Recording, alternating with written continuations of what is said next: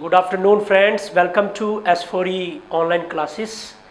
तो पिछले लेक्चर में हमने क्या किया था, हमने जो है इलेक्ट्रिक फील्ड इंटेंसिटी निकाली थी on the axial line and on the equatorial line. तो इस वीडियो में हम लोग क्या कर रहे हैं, नेक्स्ट टॉपिक की ओर बढ़ रहे हैं। जो नेक्स्ट टॉपिक है उसका नाम देख लीजिए आप लोग एक बार, नाम है उसका torque acting on an electric dipole placed in uniform electric field। ठीक है, हमने क्या करना है, आज हमने एक इलेक्ट्रिक डाइपोल को क्या कर देना है, इलेक्ट्रिक डाइपोल को हमने एक यूनिफॉर्म इलेक्ट्रिक फील्ड जो है वो प्रोवाइड करवा देनी है। ठीक है, तो मैं क्या करता हूँ, सबसे पहले यूनिफॉर्म याद होगा आपको, इक्वल डिस्टेंस पे हम लोग रखते हैं। तो ये मैंने बना लिया एक यूनिफॉर्म इलेक्ट्रिक फील्ड, जिसको मैं ई से डिनोट कर रहा हूँ इलेक्ट्रिक फील्ड को। हमने एक डाइपोल लिया, यानी दो पोल वाला चार्ज ले लिया, ये हमारे पास आ गया डाइपोल। ठीक है, तो मान लो डाइपोल ले लिया, इन दोनों के बीच का डिस्टेंस सबको पता है क्या होता है, वो ये डाइपोल मूवमेंट की डायरेक्शन आ गई, because it is a vector quantity. याद होगा आपको, वेक्टर डाइपोल मूवमेंट P जो होता है वो किसके बराबर होता है, Q इंटू 2A। ठीक है, ये भी आपने याद रख लेना। ठीक है, डाइपोल हमने रख लिया, जिसका क्या है, हमने ये बोला है कि इसमें नेगेटिव Q चार्ज है, इसमें पॉजिटिव Q चार्ज है। तो डाइपोल बन गया, दोनों का सेपरेशन डिस्टेंस कितना है, 2A है। बिल्कुल सही। तो फ्रेंड्स, आपने ये पढ़ा कि जब भी कोई चार्ज आपका इलेक्ट्रिक फील्ड में होता है तो उसके ऊपर क्या है, एक फोर्स लगती है। याद होगा आपको, फोर्स जो होती है वो होती है कितना चार्ज है और उसको कितनी इलेक्ट्रिक फील्ड लग रही है, यानी फोर्स लगती है F equal to Q multiply by E, जब चार्ज रेस्ट पे हो। अच्छा, प्लस Q चार्ज है, इसको फोर्स लग रही होगी, अवे इस तरह से लिखूंगा मैं, तो ये बन जाएगी F इक्वल टू QE। लेकिन QE कौन सी वाली, प्लस वाली, ये नेगेटिव है तो इसको इस साइड में लग जाएगी, that is F equal to negative of QE। ठीक है, मेरी बात समझ लगी आप लोगों को। तो ये दो फील्ड होगी, जगह पॉजिटिव से नेगेटिव वाली साइड इलेक्ट्रिक फील्ड जा रही है। तो दो फील्डें यहाँ पर आपके सामने बन चुकी हैं जो कि इक्वल एंड अपोजिट है। आपको शायद याद होगा कि हमने ऐसा माना, चलिए थोड़ा सा देखते हैं फिर आपको बताएंगे धीरे धीरे। हमने ऐसा माना कि ये डाइपोल जो है वो एंगल थीटा बना रहा है, किसके साथ, इलेक्ट्रिक फील्ड लाइन के पास। हमने ऐसा माना, कंसीडर वगैरह आपने लिख लेना है, कंसीडर एक इलेक्ट्रिक डाइपोल किया जिसके बीच में क्या है, डाइपोल मोमेंट उसका P है और दो चार्जेस जो है वो आपने अलग अलग रखे हैं, सच दैट कि जो डाइपोल है आपका वो एंगल क्या बना रहा है, थीटा बना रहा है, किसके साथ, विद द इलेक्ट्रिक फील्ड के साथ। ठीक है, तो देयरफॉर जो इलेक्ट्रिक फील्ड बनेगी आपकी, इलेक्ट्रिक फील्ड या फोर्स बोल सकते हैं, force acting on plus Q charge, भाई प्लस Q के ऊपर चार्ज कितनी, वो F फोर्स होगी किसके बराबर, भाई Q इंटू E के बराबर। ये हमारी होगी पहली इक्वेशन। अगर ये फोर्स है तो एक फोर्स और लगी होगी, and force acting on negative Q। तो नेगेटिव Q में सिर्फ पोलैरिटी चेंज होगी, फोर्स जो है वो बिल्कुल बराबर रही, यानी माइनस इंटू Q। पहले वाले क्वेश्चन की तरह एक जगह पर दो फोर्स लगे, तो देयरफॉर जो नेट फोर्स होगी, नेट फोर्स यानी F जो होगी वो किसके बराबर होगी, भाई वो दोनों के प्लस के बराबर होगी। आप ऐसा बोल सकते हो, जैसा आपका दिल करे आप वैसा बोल सकते हो। F तो मैं बोलूँगा भाई नेट फोर्स निकालने के लिए आपको QE में से माइनस करना होगा QE, तो आ जाएगा 0। भाई नेट फोर्स तो 0 होगी, यानी F नेट बोल देंगे इसको, यानी F नेट जो है भाई वो तो आपकी क्या होगी, 0 होगी। तो ये चीज़ जो है ये क्या चीज़ शो करती है, इसलिए हमने ये कंक्लूड यहाँ से किया कि there is no net electric force on dipole, ठीक है, placed in uniform electric field. यानी आप जब यूनिफॉर्म इलेक्ट्रिक फील्ड लोगे तो उसके अंदर जो नेट फोर्स डाइपोल के ऊपर लगेगी तो वो होगी 0। अच्छा, लेकिन एक जो है थोड़ी सी हमें कन्फ्यूजन एक चीज़ आती है कि आखिर फोर्स कोई है ही नहीं, तो ये चीज़ जो है यहाँ पर क्या चीज़ बन रही है। हमने कैसे क्वेश्चन लिख दिया कि टॉर्क एक्ट कर रही है। अगर आपको याद होगा तो टॉर्क की डेफिनेशन क्या होती है, either force multiply by perpendicular distances between the force. तो यानी कि जब भी कभी एक जगह पर कपलिंग हो, यानी एक जगह पर दो फोर्सेस लगें जो कि इक्वल और अपोजिट हों, तो वहाँ बन जाती है टॉर्क। तो इस केस में भी क्या होगा, यहाँ पर बन जाएगी आपकी एक टॉर्क जिसकी वैल्यू जो है वो हमने निकालनी है। अच्छा, तो यहाँ से हमें ये पता चल गया कि इस चीज़ को घुमाने के लिए एक क्लॉकवाइज बोल लो चाहे एंटी क्लॉकवाइज बोल लो, एक डाइपोल जो एक टॉर्क फोर्स जो है बन रही है।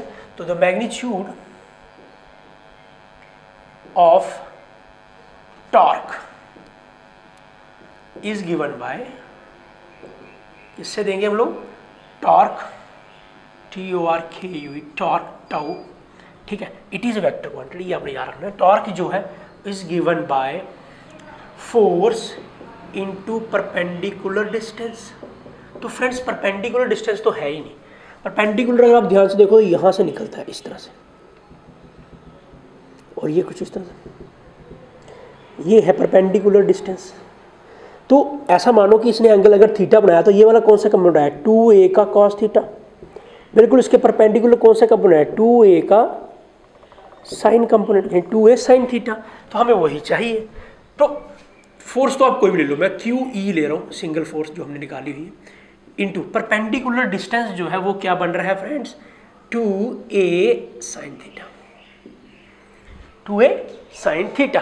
अच्छा जी, बट जो P होती है वो 2 इंटू क्यू इंटू ए के बराबर होती है।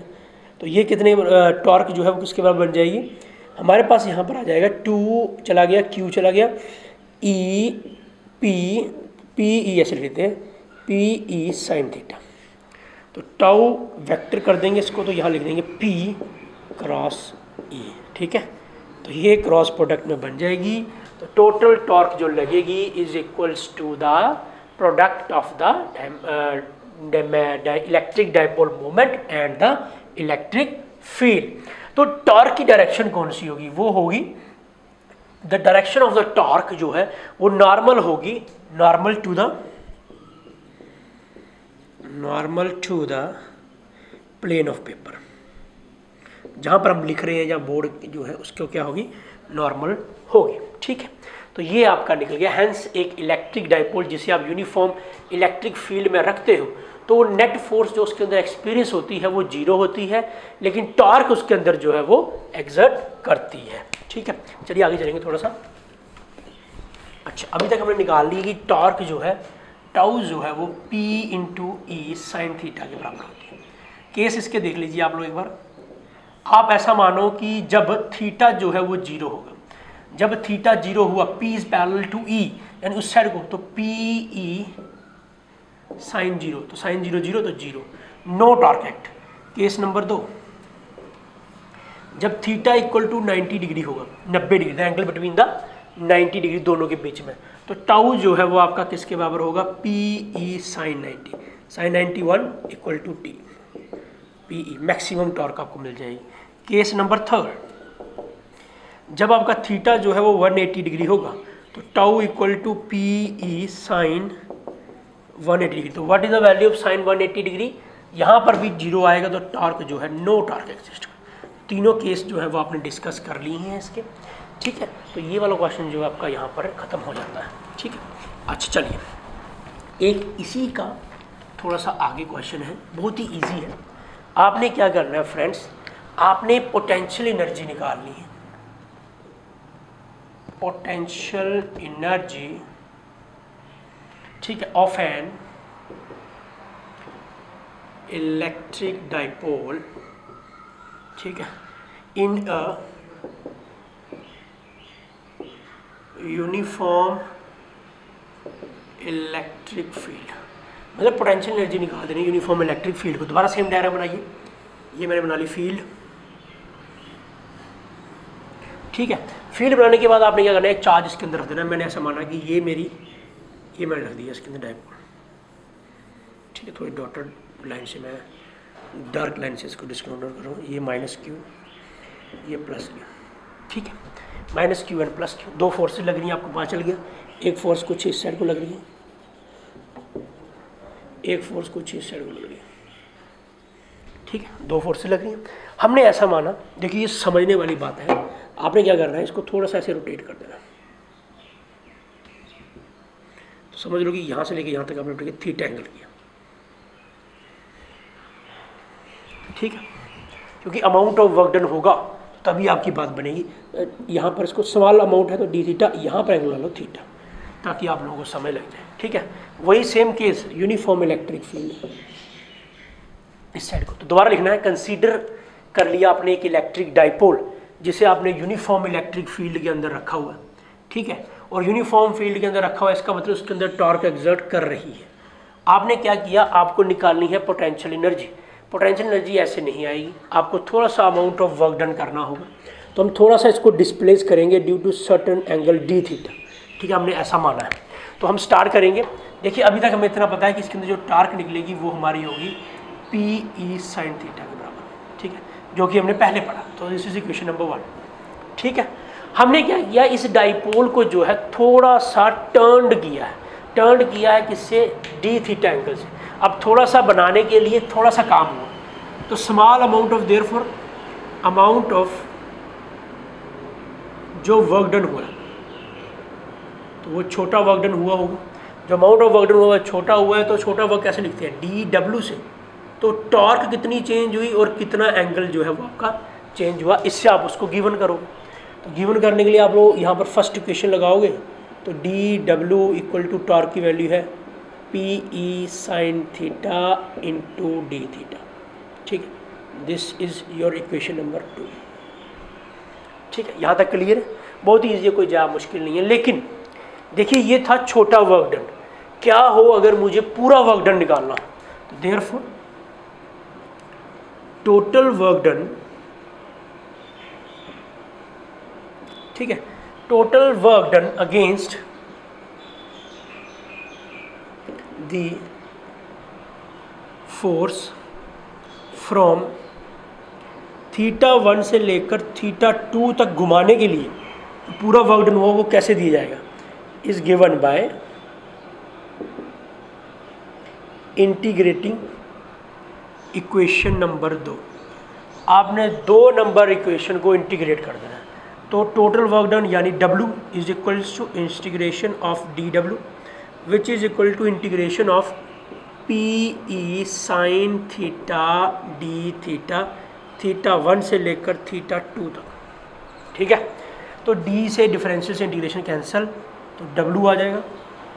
P dipole movement, electric field हमारे नोड में है सारी बाहर, तो पी ई तो हमारा आ गया बाहर, ठीक है मेरी बात।